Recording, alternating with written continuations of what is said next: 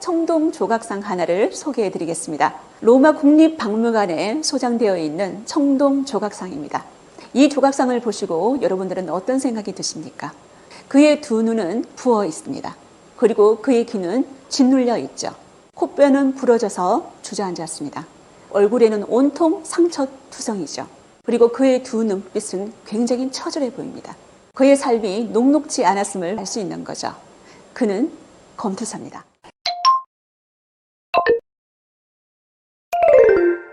이 검투사 이야기를 오늘 여러분하고 나눠볼 건데요. 검투사를 우리는 글래디에이터라고 부르죠. 글래디에이터는 글라디우스 검을 쓰는 자라는 뜻입니다. 여러분들이 지금 보시고 있는 이 양날 단검이 글라디우스입니다. 이 글라디우스는 당시 로마 군대의 보병들이 주로 사용하고 있는 금인데요. 이 글라디우스 금을 글래디에이터가 사용했다고 해서 글래디에이터라고 합니다. 글래디에이터의 평균 수명 23살 정도로 알려져 있습니다. 글래디에이터는 다른 말로 호르데아리라고 불렸는데요. 이 호르데아리라는 뜻은 보리 먹는 사람들이라는 뜻입니다. 당시 보리는 로마에서 가축의 사료로 쓰였습니다. 다시 말해서 가축의 사료를 먹는 사람들, 이런 조롱이 담겨 있다는 거죠. 검투사들은 식물을 태운 재를 물에 섞어 마셨다라는 기록이 남아 있습니다. 잿물을 마셨다는 거죠. 보리를 먹고 잿물을 먹었던 사람, 이런 사람들이 글래디에이터, 검투사였습니다. 그러면 검투사의 유래와 변천에 대해서 살펴보도록 하겠습니다. 고대 로마에서는 장례식 때 죽은 자를 추모하기 위해서 전쟁 포로를 대상으로 검투 경기를 펼쳤는데요. 거기에서 유래되었다고 합니다. 그러면 이 전쟁 포로들이 주로 어디 출신인지 한번 알아볼까요? 저기 보면 갈리아 보이시죠? 오늘날의 프랑스, 스위스, 네덜란드 지역이 갈리아 지역입니다. 그리고 이탈리아 반도의 삼리움 지역이라고 있죠. 이 삼리움에서도 많은 전쟁 포로들이 로마 제국 안으로 유입이 되었습니다. 그리고 오늘 제가 여러분한테 소개해드릴 스파르타쿠스의 출신지입니다. 여기 보면은 이 발칸반도 북쪽 트라키아 지역이 있습니다. 이 트라키아 지역은 오늘날의 불가리아라고 생각하시면 될 것 같습니다. 이런 여러 곳에서 전쟁 포로들이 많이 유입이 되었고요. 그 유입된 전쟁 포로들이 검투사로 활약을 했습니다. 이 전쟁 포로들은 로마의 노예 시장을 통해서 검투사 양성소로 팔려갔습니다. 여러분들이 지금 보고 있는 이 양성소, 폼페이에 있습니다. 검투사 양성소에서는 검투사 훈련을 주로 담당을 했습니다. 검투 경기와 관련된 모든 대회 일정조차도 이 검투사 양성소에서 조정을 했었죠. 다시 말해서 고대 로마 제국의 전투형 엔터테이너, 검투사였다는 거죠. 요약을 한번 해보겠습니다. 장례식 때 전쟁 포로로 발생한 노예를 처리하는 의식에서 검투 경기가 시작되었습니다. 여기에서 종교 의식만 싹 빼버린 것이 바로 검투 경기라는 거죠. 프로스포츠, 엔터테인먼트의 성격을 지니고 있습니다. 이 검투 경기는 로마 전시대에서 성격이 조금씩 달라집니다. 로마는 왕정, 공화정, 제정 시대로 변화하거든요. 그러면 공화정 시기의 검투 경기는 어떤 모습이었는지 설명드리도록 하겠습니다. 귀족을 대표하는 원로원, 평민을 대표하는 호민관, 그리고 행정을 담당하는 집정관, 이런 트로이카 체제가 로마 공화정이었거든요. 이 로마 공화정 시대 때 로마가 가장 많이 세력을 확장합니다. 다시 말해서 영토를 굉장히 많이 넓혔었죠. 이렇게 전쟁을 많이 하다 보면은 전쟁 포로들이 로마 내로 굉장히 많이 유입이 되겠죠.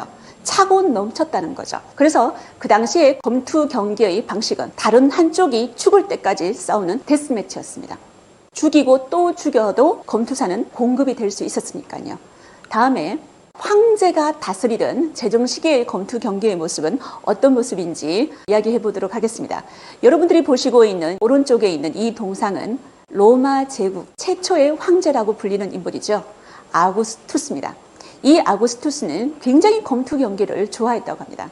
정말 아팠음에도 불구하고 들것에 실려와서 검투 경기를 관전했던 인물이 아구스투스이기도 합니다. 아구스투스는 패자를 무조건 죽이는 검투 경기를 금한다라고 명령을 했습니다. 그래서 이때부터 살아남은 검투사들이 굉장히 많았다는 거죠. 생존율이 높아졌습니다. 그리고 이 제정 시기의 검투 경기는 공화정 시기의 검투 경기와 다르게 자유인들 중에서도 검투사가 되려는 사람이 굉장히 많았습니다. 특히 빈민들이 인생 역전, 일확천금을 노리면서 검투사가 되기도 했답니다. 그러면 이 검투사 어떤 종류들이 있는지 보겠습니다. 검투사의 종류는 무기 공격 방법 그리고 출신지에 따라서 그 종류를 나눌 수가 있는데요. 보통 출신지는 트라키아 검투사, 갈리아 검투사 이렇게 말하기도 합니다. 그러면 무장에 따라서 이 검투사들은 어떻게 나뉘는지 알려드리도록 하겠습니다. 먼저 창을 들고 맹수와 싸우는 베스티아리입니다. 이 베스티아리는 2급 검투사들입니다. 본격적으로 검투사 경기에 들어가기 전에 오전 경기를 이 베스티아리가 담당을 했습니다. 여러분들이 화면에 보시고 있는 이 맹수는 사자죠. 사자뿐만이 아닙니다. 로마 제국이 팽창하면서 속국으로부터 수많은 맹수들을 가져왔는데요. 시간 말을 정도로 가져왔다고 합니다. 왜냐하면 이 베스티아리 경기에 투입을 시켜야 되기 때문이죠. 아프리카에서 하마도 가져왔고요. 불곰도 있었습니다. 호랑이도 있었고요. 발이 빠른 타조도 데리고 왔다고 합니다. 이런 동물들이 베스티아리의 검투사 경기에 투입이 되었다는 거죠. 그러면 로마 시민들이 가장 좋아했던 검투사 종류는 어떤 종류일까요? 바로 레티아리우스입니다. 이 레티아리우스는 그물 검투사 혹은 어부 검투사라고 알려져 있는데요. 그의 무장을 한번 살펴보도록 하겠습니다. 삼지창을 가지고 있고요. 그물 검투사이기 때문에 한 손에는 그물을 들고 있습니다. 그런데 방패는 없죠. 방패 대신에 허리에 청동 방어구를 착용하고 있습니다. 오른 팔뚝에도 역시 방어구를 착용하고 있죠. 그런데 이 레티아리우스는 투구를 사용하지 않습니다. 그래서 보통 얼굴이 잘생긴 사람들을 레티아리우스로 많이 뽑습니다. 세 번째는 물고기 검투사 무르밀로라고 하는데요. 이 물고기 검투사의 투구를 한번 보시겠습니까? 물고기 모양이죠. 오른쪽에 있는 이 팔뚝을 보호하는 보호장구도 왠지 물고기 비늘처럼 보이지 않습니까? 글라디우스 당금을 가지고 있고요. 굉장히 큰 방패를 그의 무기로 가지고 있습니다. 그런데 투구로 얼굴을 가렸죠. 얼굴은 안 본다는 거죠. 대신에 무거운 방패를 들어야 되기 때문에 근육질의 남성들이 이 무르밀로로 투입이 많이 되었습니다. 제가 앞서 그물 검투사라고 얘기했는데요. 이 물고기 검투사하고 짝을 맞추어서 경기를 진행하면 굉장히 흥미로운 경기가 되겠죠. 그리고 추격 검투사라는 것도 있습니다. 세크토르라고 하는데요. 왼쪽과 오른쪽 두 명의 검투사가 있는데요. 두 눈을 뚫은 투구를 사용하고 있는 검투사가 바로 세크토르, 추격 검투사가 되겠습니다. 이 세크토르의 무장의 무게를 따져보면 15kg에서 16kg 정도 된다고 합니다. 굉장히 무겁죠. 마지막으로 죄수 검투사입니다. 이 죄수 검투사는 녹시라고 얘기를 하는데요. 이 사람은 투구 대신 눈을 가립니다. 상대편은 눈을 가리지 않습니다. 눈을 가리는 녹시는 대신에 검을 들 수가 있습니다. 그런데 눈을 가리지 않는 녹시는 검을 들 수가 없습니다. 맨손이라는 거죠. 누가 이길까요? 눈을 가리고 무기를 든 녹시가 이길까요? 아니면 눈을 가리지 않고 아무것도 들지 않는 녹시가 이길까요? 맞습니다. 무기를 든 눈을 가린 녹시가 이길 수밖에 없습니다. 이걸로 검투 경기가 끝이 날까요? 끝이 나지 않습니다. 승자인 눈을 가린 녹시는 이번에는 눈을 가리지 않고 무기도 들지 않은 채 새로운 도전자를 맞이하게 된다는 거죠.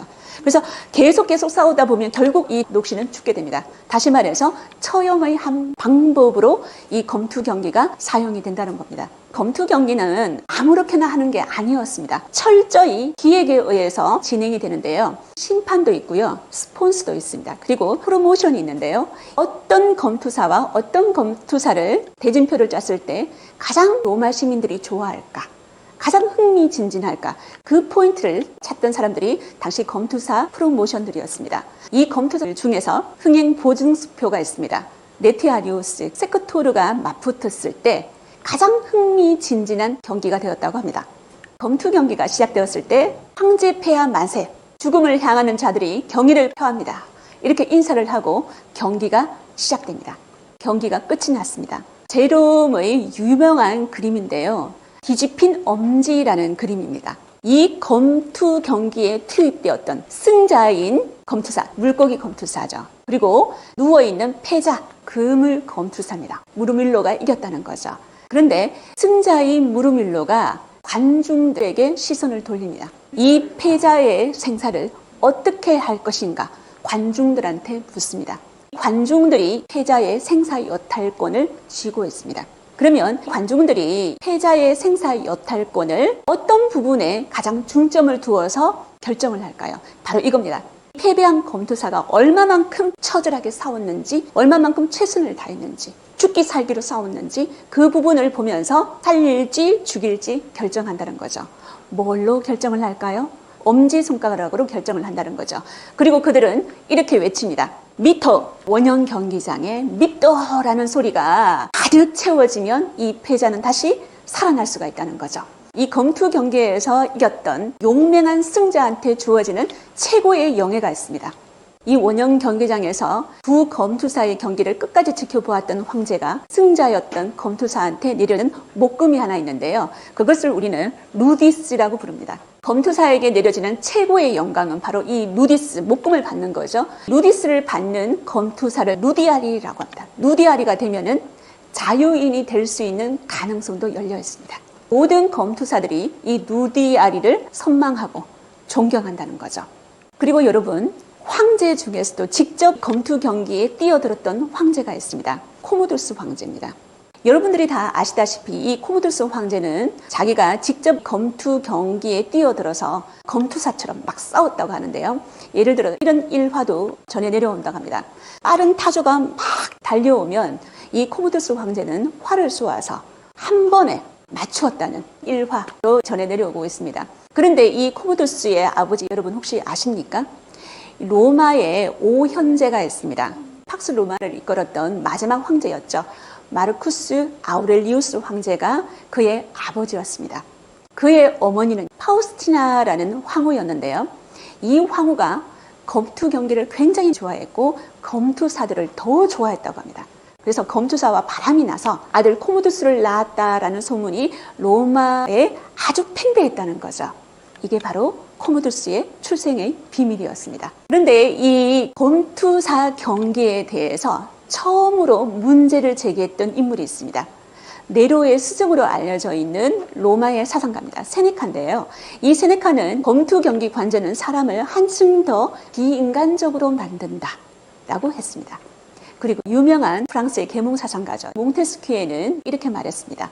로마인들 마음속에 잔혹성을 심었다. 이런 비인간적이고 잔혹성을 가진 이 검투 경기는 마침내 스파르타쿠스로 하여금 봉기를 일으키게 만들었죠.